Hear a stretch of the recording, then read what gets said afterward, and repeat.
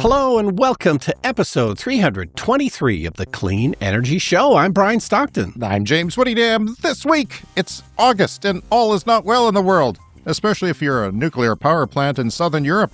Plants are getting shut down and curtailed due to climate change.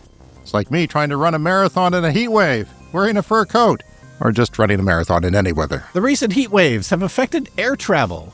Hot air is thinner air, and many flights have been delayed while they take passengers off the plane to make sure it's light enough to take off. The pilots offered to be the first to go, saying, let's be honest, these planes fly themselves anyway. They do. The IEA, the International Energy Agency, underestimated EV adoption in our current year and has updated its forecast. And all this because the United States underestimated Iran. The country of Laos has banned the import of new fossil-fueled cars effective immediately.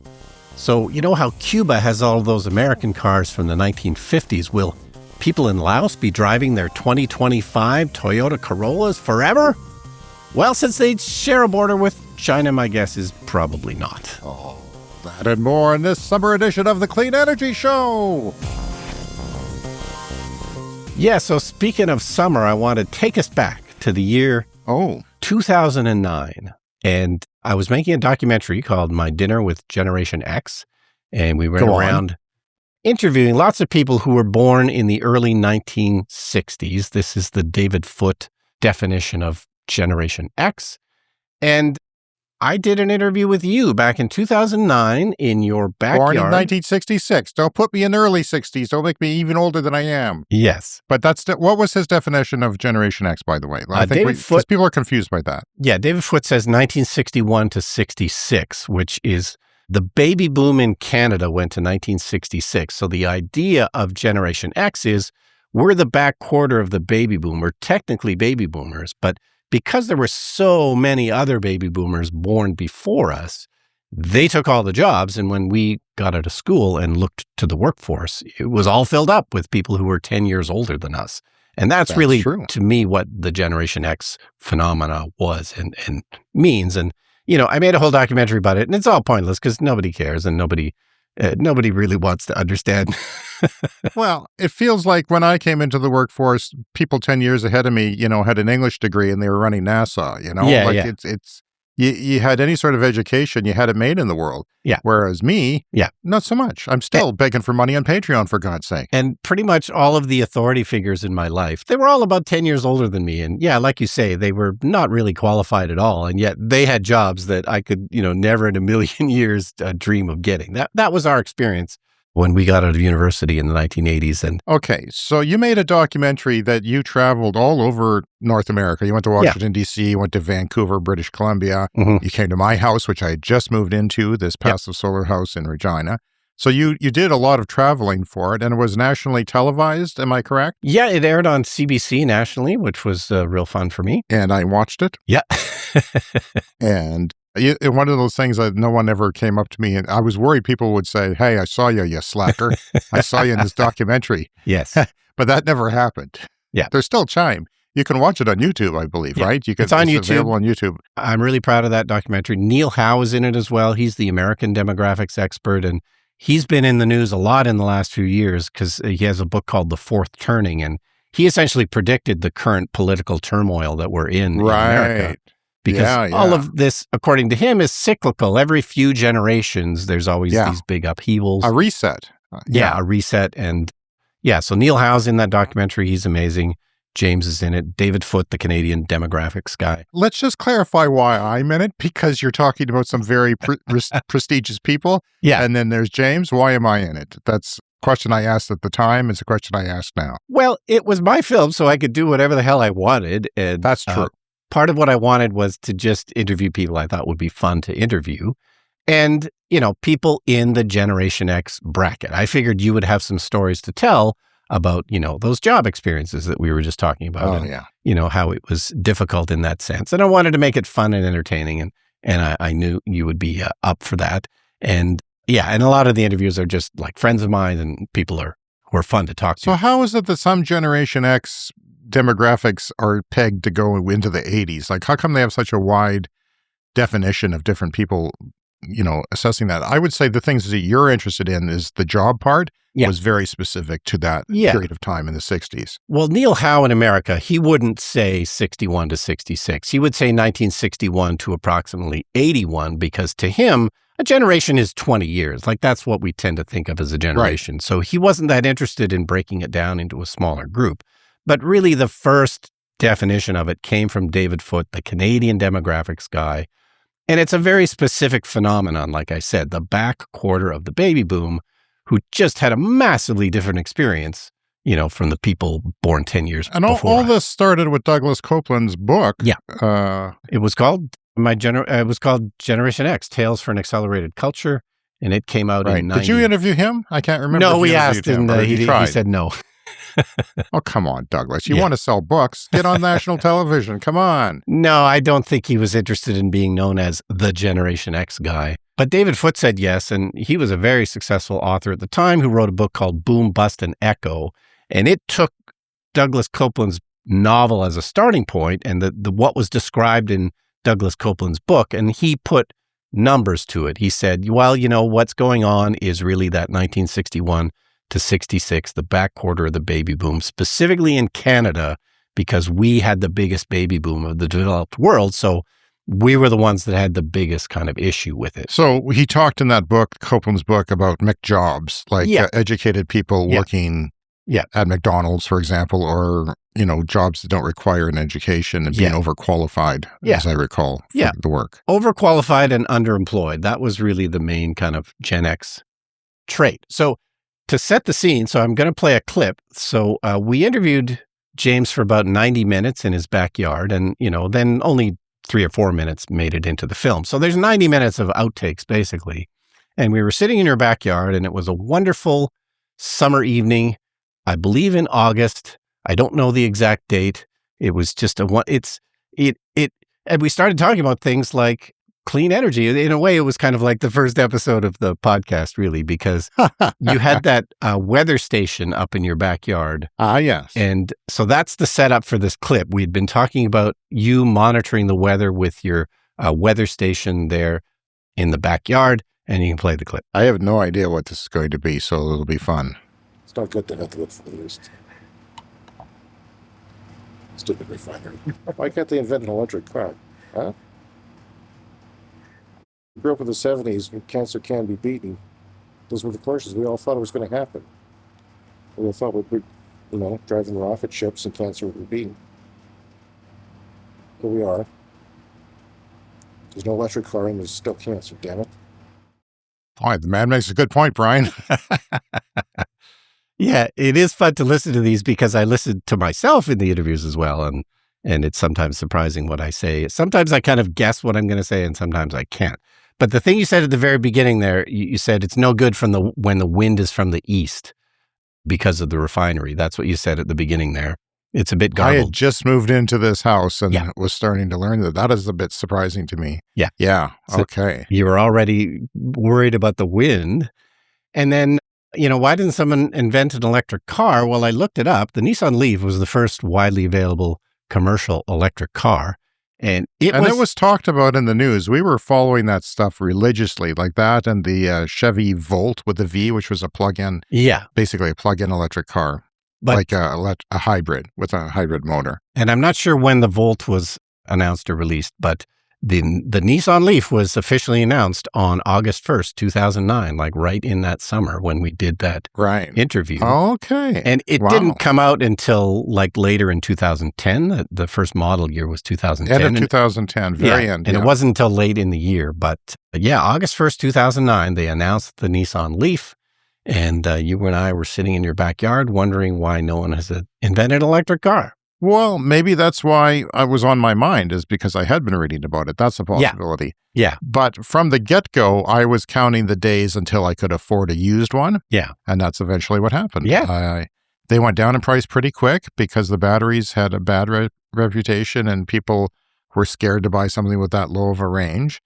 And I imported one from across the country in Quebec to here. Yeah. And it's still running. Yeah. I've had the high school shop do some suspension work and brake work on it after, It's a 2013, so it was made at the very beginning of 2013. So 13 years old, at 13 and a half years old now. And I want that car to run forever. Yeah. I'm taking it in for a hail claim and they might write it off or prevent me from driving it or something. I don't know, but we'll see what happens. Yeah, and it's just kind of your little runaround city car, so you don't need massive range or, anything special. Yeah, even here, when you use the heater, I'd wish I was telling my wife this yesterday, I wish I got the model, the trim model that was a one trim higher because it had heat pump on it on that year. So I would have had a backup heater for my car because the resistive heater, the main heater, broke. Right. And it's $4,000 to fix. Yeah. Oh, it's not going to be fixed. But anyway, if I had that, that would be great because we were looking at a video on the new Bolt and it has a heat pump. But I always argue that where we live in our weather, the range for a heat pump is not visited very often by our weather. Right. It's usually goes from like plus 15 to minus 15, and that's kind of the cutoff. It's just sort of oscillates back and forth. And it did this week. I mean, this morning, it was 3.6 degrees this morning. I noticed that when I woke up. It was unbelievable. That's Celsius, a little bit above freezing. Crazy. That we should talk about that on our separate podcast where we're going to just talk about the weather. Okay, we'll just talk about the weather. Yeah. The scary thing is I think people would listen. That's the weird thing. I think people would listen. People love not young talking people, about the weather. but people. I'm pleased to announce that as of last episode, the day after last episode, I got my sort of classes for my 6-week mark after surgery for my stomach. Yeah. And I'm now permitted to eat almost anything, although they will discourage me from eating too much bread. But I had bread because I had a protein loaf of bread. They make protein loaves that are higher in protein, so they use a bit of different flour. I'm basically eating everything now, except for sweets and desserts, which will make me very ill, possibly right away. So I just wanted to announce that I'm getting stronger because of that, because I can have a variety of foods. And I've been getting grocery orders sent in to me constantly with different things that I'm thinking about. And it has to be protein first. 50% of my plate has to be protein. 25% has to be vegetables so that I can have a bowel movement now and again. And 25% has to be carbs because you still need carbs. Yeah. So basically everything I eat has to be protein first. And that's not new. That's not something I've done ever. I've never had enough protein. I've never been a huge meat eater, but now I have to love variations of, getting protein on my plate. My family went to a provincial park, which just built a new visitor center, and I thought it had an electric car charger, but it does not. Maybe it did for a second. I don't know, but it's got a NEMA plug, which is like a dryer plug. Yeah. Different than your normal outlet in North America. It's 220 volts. It's got some vertical blades in it. There's like 3 or 4, I can't remember. So you have to take your own charger from home. Mine's kind of mounted to my house so no one steals it. Yeah. But I would have had to take it from home and then plug it in there, and you would get, I don't know what it's rated at, because some chargers are rated more than what that plug might give, and that might blow the breaker or start a fire or something like that. I don't know, but at least 6 kilowatts it would do. So it would be, worthwhile if you were hiking around there. The Trans-Canada, we've got fires in British Columbia, Canada, and there's 2 routes that you can take from west through the mountains east through the mountains towards the west coast of Canada. And one is the highway number 1. And I took the alternate route last year just to try something different, which was nice, but kind of windy. Yeah. The hydro lines, says transcanadahighway.com, are down just east of Revelstoke. This is a couple days ago. No fuel or charging services available along Trans-Canada number 1, the main highway in Canada, between Revelstoke and the Alberta border, which is a good stretch and a difficult stretch. Lots of elevation changes, but the road is open to traffic. So I thought that interesting that they're mentioning that the power is out. It tells you 2 things. One, that they care about charging, that people care about charging, that there is people who now, there's enough people, especially there in British Columbia, that have electric cars. The other thing is that you can't pump gas without electricity. And all these yahoos on the internet who say, what do you do if the power's out? Well, what the hell do you do when the power's out? Suck it with your mouth out of a tube? No, you just don't pump gas because that's the way it is. Also, the Spokane complex fires in Spokane, Washington have destroyed more than 700 structures, not all of them homes, but some of them businesses as well. and forced the evacuation of 65,000 people. And Yikes. so if we have listeners there in Oregon, and I know we do in places in Oregon, I hope you're safe and not directly affected by the fires. But this is another instance of the wildland-urban interface colliding, building out into the wildlands, and that wildland getting hot and dry, and those fires coming for those homes. So that's another instance. I think that's more under control now, but the people are still evacuated nonetheless. So that's tough to evacuate. I've never evacuated. Hope I never do.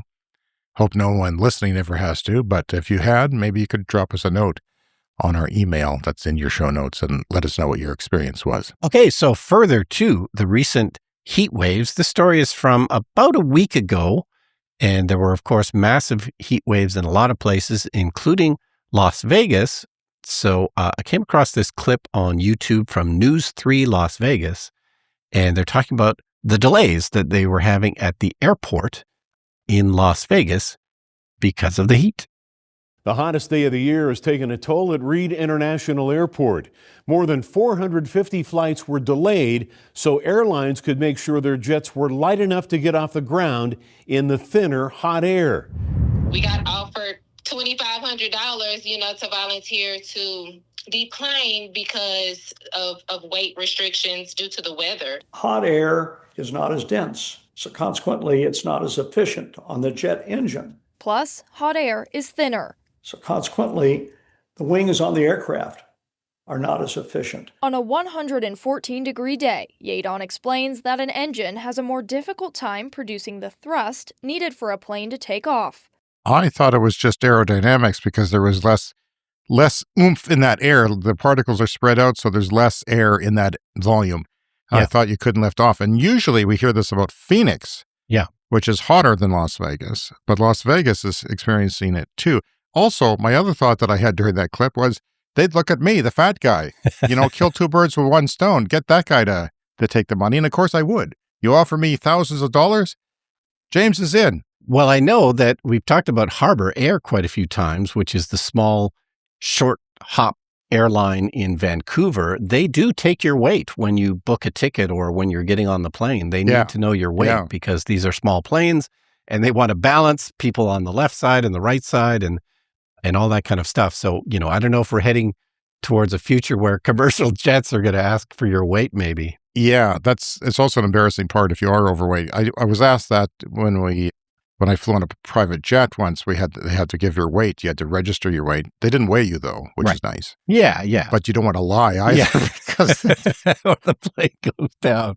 The plane goes down after takeoff. We can't get left. Somebody must have lied. Yeah. So maybe we're heading. And your luggage too. They do weigh your luggage because they got to know the luggage. Yes. And they want to charge you extra if it's too heavy. So several things. So yes, first of all, maybe in the future, you're going to have to, say what your weight is when you get onto airplanes. Second thing, the fact that they offered that woman $2,500, and I assume that was a credit, like a $2,500 credit. Yeah, I it's think not that's real money. Likely what it was. But the idea that any Canadian airline would ever offer you anything more than like a refund you would have to fight for. Get off the plane, fatty, you're too heavy. The service on Canadian Airlines has just gotten so terrible. No competition. There's no competition. Not enough competition. There's two major airlines, and they've essentially split up the flights between the two of them. So you're stuck taking them no matter what. So they absolutely do not care to piss you off. And there are laws in Canada that, they have to adhere to certain standards for this air traffic stuff, but they don't. And, you'd have to spend hundreds of hours fighting with them to make them, comply with the law. It's a real pet peeve of mine. It's terrible. Yeah, I'm fighting with Amazon just to get my protein bars that went to my neighbor. Like, do I want to eat them now that the neighbor has had access to them?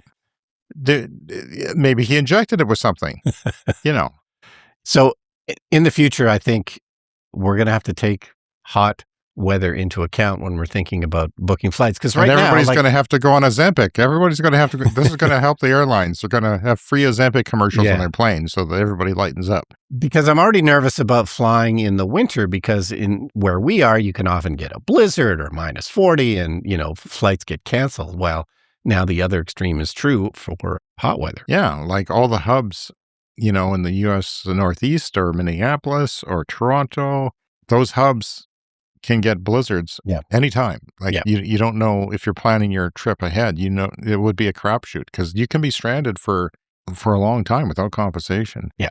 So the International Energy Agency has upgraded its forecast for electric vehicles for this year, 2026. In case you're joining us late, it is 2026. Thanks to the energy crisis, this is happening, and they now expect the share of electric cars to be 29% of all vehicles sold, light vehicle, passenger vehicles, trucks, SUVs, cars. Nobody buys cars. My son's trying to buy a car in truck country, so I figured, maybe it'd be easier, but we'll see. 29%. It was 25% last year, which was a quarter. Now we're starting to talk in terms of a third. Big growth is coming from markets outside the usual leaders. Brian, Australia, Brazil, India, South Korea, and Vietnam have all roughly doubled EV sales compared to the same period in 2025. Now, Canada is a northern beaver hat wearing version of Australia. Yeah. Who are far less tough and more apologetic. But very similar countries. We're in the Commonwealth of Great Britain, and similar populations. Yep. So, large countries, spread out populations. There's a lot of similarities with Canada and Australia. And I just wonder, once the Chinese EVs penetrate our market, it wouldn't be within the first couple of years, but maybe a few years from now, maybe we start seeing huge gains. We are colder than Australia, at least where the population is. So that's one thing. Strong momentum plus government support across Latin America, Southeast Asia, and Europe is expected to push global EV sales up another 10% this year. The biggest thing holding back even faster growth, this is sales, the number of sales, not the percentage of sales. The biggest thing holding back even further growth is China's auto markets has slowed down to their economic situation in China right now. People aren't buying cars, but when they are often buying electric. Even so, China is still expected to have more than 60% of its new car sales be electric when 2026 is said and done.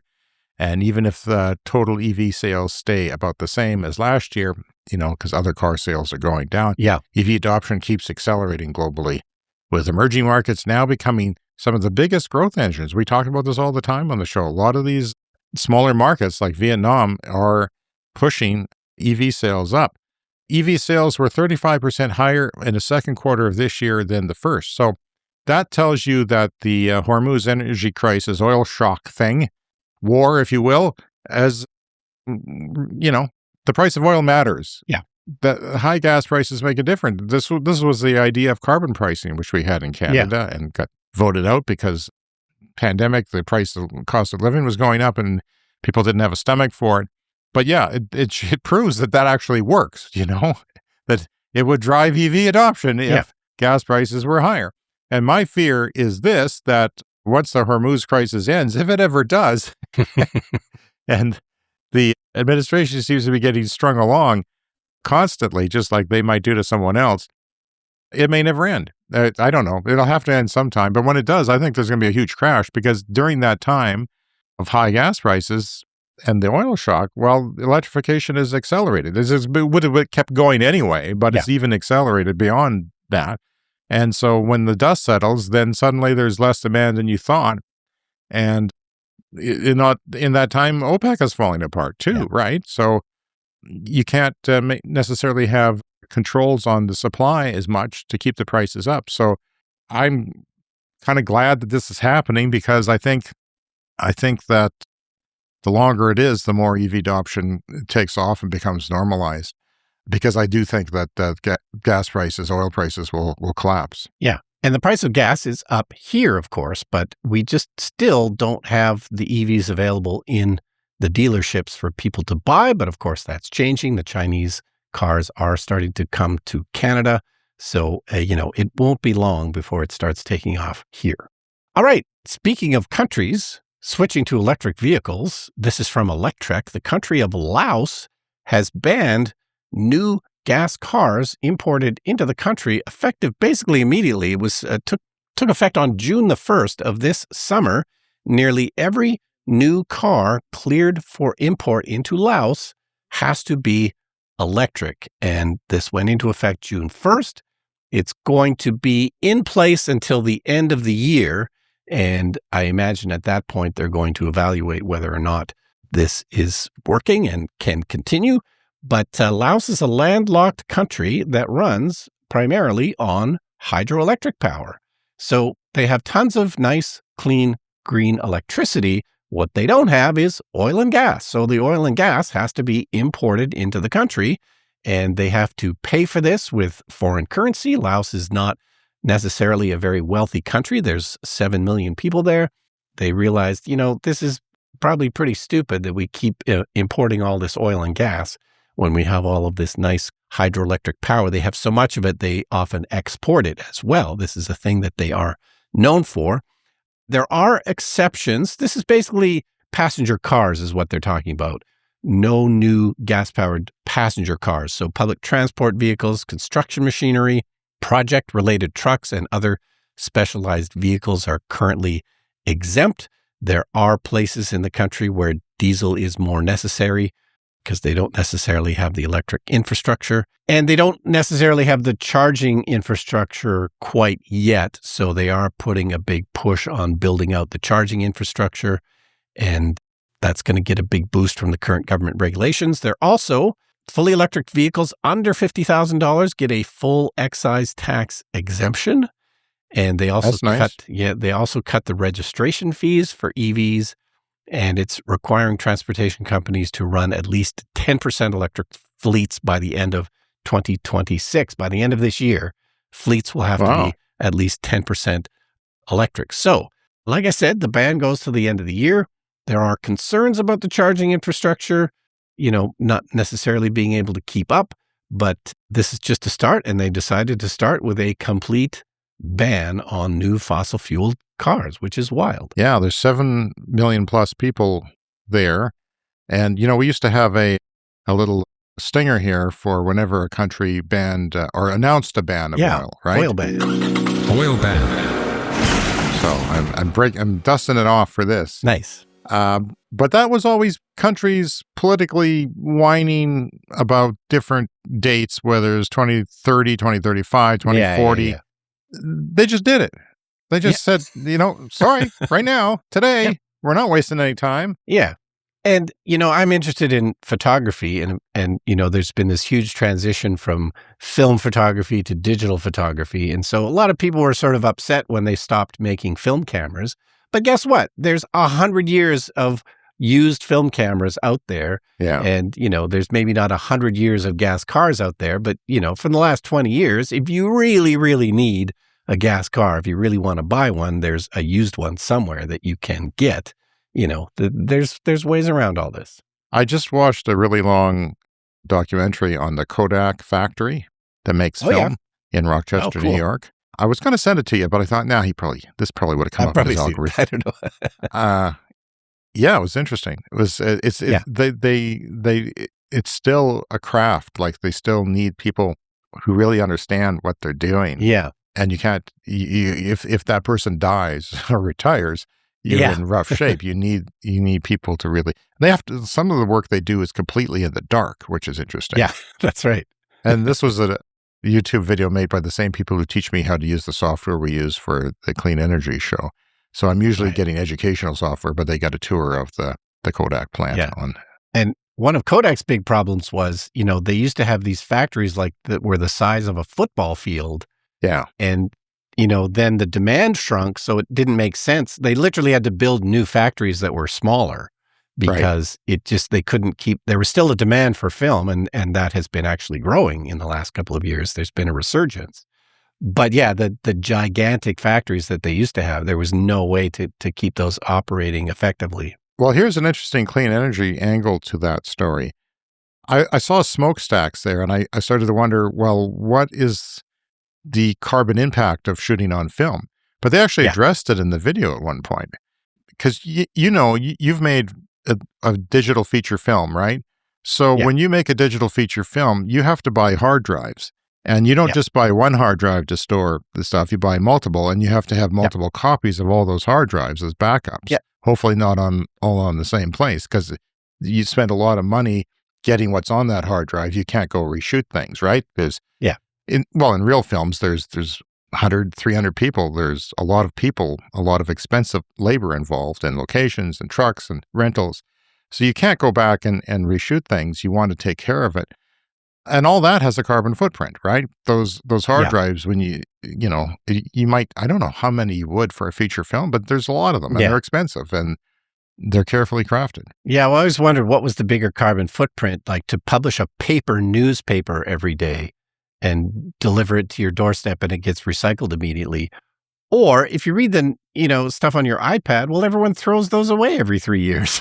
It's not we like wouldn't. that. I wish we could, but we don't. Well, there's some problems in the nuclear world in Southern Europe where it's very hot. But first of all, this is our first show of the month, and that's when we start thanking our Patreon supporters who support us at a certain level. The executive level is $20 a month. Green Bastard, Brent Routley, and Tiernan, thank you so much for that. And your Plus members at $10 a month, Bob Armstrong, John Hayes, Timo Kellenberger, Wes S., and Glenn Wright. Thank you very much for supporting us at those great levels. And there's a whole slew of people in the Clean Club that is getting our bonus podcast. We'll list them later in the show.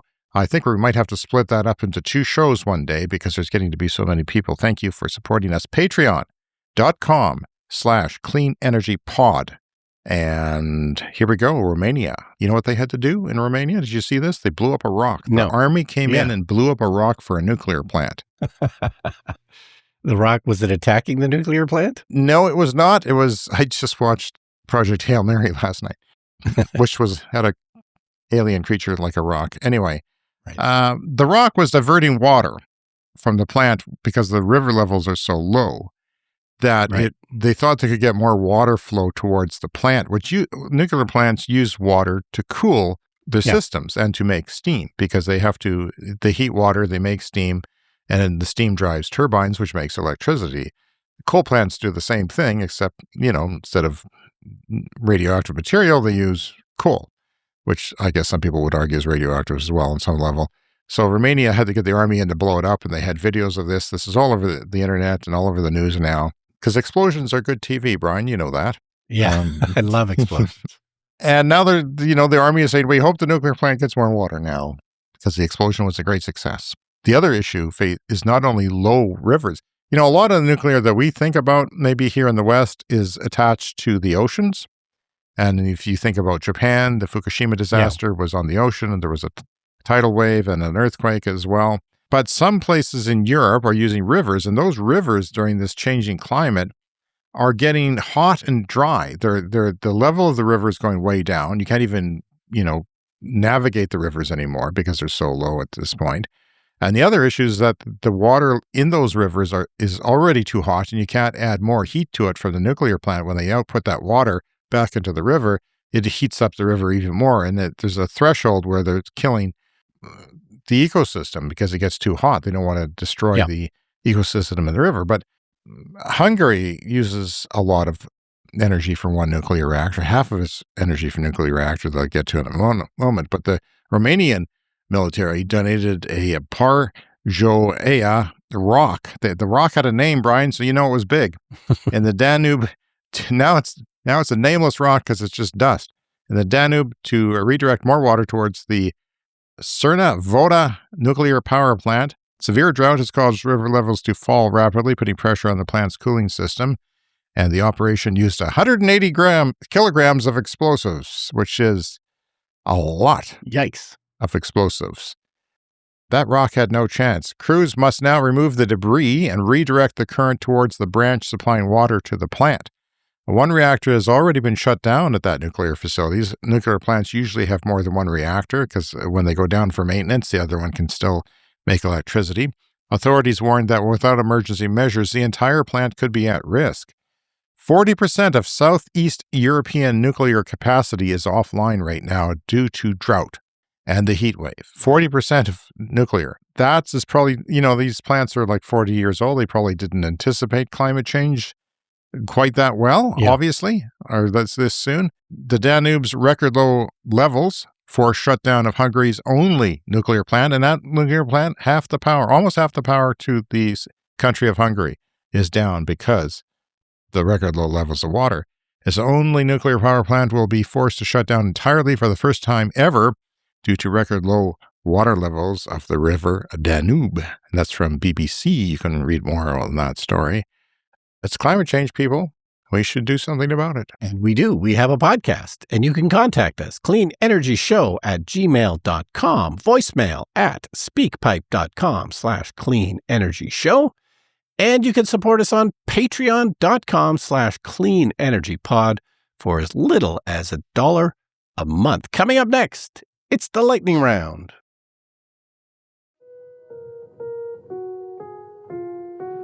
It's time for the lightning round. The Lightning Round is a fast-paced look at the latest headlines in climate, clean energy, and transportation. Australia has installed 500,000 home batteries. What's a home battery? Why, it's a battery in your home. Wow. Why is there a battery in your home? It's to store excess solar power, because if you have solar panels on your house, chances are you have to feed it into the grid. It's better to store it and put it out at night after the sun goes down when the demand is still high. Also, you can charge them up overnight if the electricity rates vary the times of the day when there's low demand at night. They charge you very little sometimes. And the grid also gets help because those powers, if the grid says, oh, I need some electricity really fast, the batteries can put it into the grid instantly. It's deploying 2,000 home batteries per day in Australia currently, Brian. Crazy. 2,000 a day. Crazy. Yeah, Australia's at the forefront. More or less. Good solar there, though. Austin, Texas did a study last year to find out how much it would cost to bury all of its old power lines. You want to bury them because storms knock them out. Sometimes drunk drivers do. Yeah. Sometimes birds do. But often it's storms, right? Or tree branches hit them and you have power outages. It costs a lot of money. Yeah, or fires. Fires is another reason. $50 billion. They're not going to do it. It's a lot of money. That's a lot of money. It's too much, unfortunately. China's coal generation is still at a record at 6% higher than it was 5 years ago. But in the context of electricity demand, the electricity demand rose 27%. So coal is only 66% higher. Yeah. And it's a complex thing to understand for some people, but their demand is shooting up like crazy. And it's not all coal that's meeting that demand. It's only a little bit of coal. It really is largely solar. Yeah. They're going fast with the solar and wind and everything, but they still have some coal. It's time for a CES Fast Fact. 29 nations have deployed 10 gigawatts or more of solar. 29 countries. 82 countries have 1 gigawatt more of solar. So, solar. Yeah. Solar generated 15.8% of electricity in Texas during May 2026. That is up from just 12.1% in May 2025. So in spite of all the resistance and the hemming and hawing and the political BS, solar, not as much as wind perhaps, but solar is taking off. And batteries are taking off even more than everything else. WeRide and Green Mobility is going to launch Denmark's first robotaxi service a year and a half from now in 2027. So WeRide and Green Mobility. And it's time for another CES Fast Fact. The worst day of June heat wave in France. The worst day of the June heat wave in France killed more people than the worst day of COVID, according to INSEE France. Wow. And we've been talking about that. It is just kind of a silent killer. And, you don't see morgues necessarily in ice rinks, but it's a major disaster that happens that is quietly not maybe realized by a lot of people. An IEEFA review of 13 operating carbon capture projects found that most captured below design levels of 90%. So they weren't meeting their target goals. And ours that we have here at a coal plant, you want to capture the carbon emissions from coal or natural gas or other industry. They're not doing well. They're still not doing well. They're not doing what they're supposed to be doing. Snow guns on Australian ski resorts, it's winter there now, used close to 1 gigawatt hour of electricity in July to make snow, just to shoot the snow. Yeah, so these are machines that shoot fake snow into the air, create real snow, I guess. They create real snow with water, from what I understand. Yeah. They shoot it into the air when the night is cool and there's no precipitation, so drought and temperatures are higher than they normally are. So what you see is these white stripes down these brown slopes, these brown hills, mountains, and it looks quite depressing. A report in New Scientist claims the collapse of the AMOC ocean current may already be locked in. And if that's true, we'll be living in a very different world soon. That is from newscientist.com. Let's do another CES fast fact. Bordeaux, France has now recorded more days above 40 degrees Celsius in 2026 alone than during the entire 105-year period from 1920, when observations began to be recorded, to 2025. More above 40. Yeah, and on that note, Brian, I usually like to go on a positive note, not this week. Finally, this week, let's go out on a reality check. The extreme heat, fire, and droughts are displacing more than 200,000 people and killing more than 20,000 people in Europe, and displacing thousands more in the northwest United States and throughout various parts of Canada. And all that is happening right now in a 1.4 degree Celsius heated world. That is to say, we are 1.4 degrees Celsius higher than pre-industrial levels if you averaged all the temperatures in the world. So that's how they do it.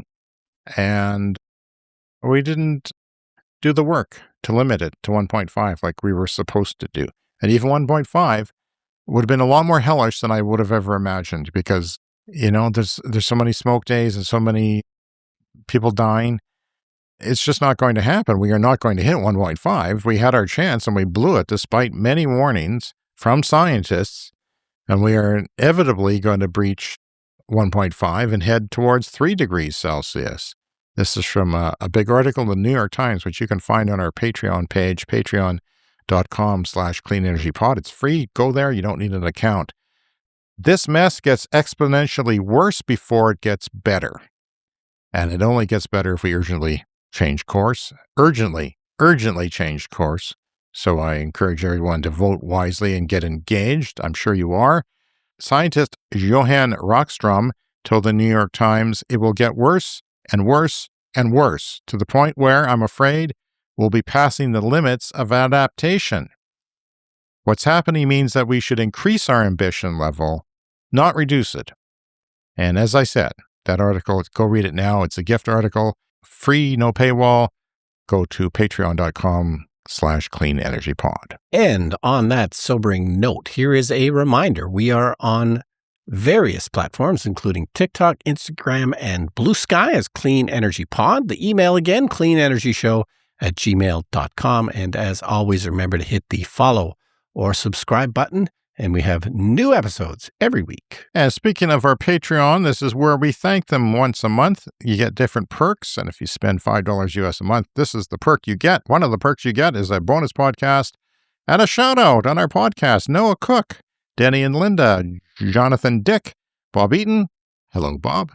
Bob 1, as we sometimes call him. Josh Engen, Sean Ennis, Andy Fessler, Jack Frankovich, Roshan Gervais, H, Sean Hines, over in the UK, hello Sean, Just Jack, David Kleinke, Ryan Nielsen, Peter O'Donnell, Weldon Penner, Matthew Pointer, who is an advocate for EVs in Saskatchewan where we live. Thank you for the work you do, Matthew, and your support. Robo Arthur Slade, Joe Thorsheim, Landon Yu, Roger Watson, Richard W. Thank you all. And there's lots of other people who support us for less than $5 a month. Thank you all for supporting this podcast, because it is why we are here now. We are keeping going strong because of you. Yes. We'll see you next week. And for our bonus podcast soon.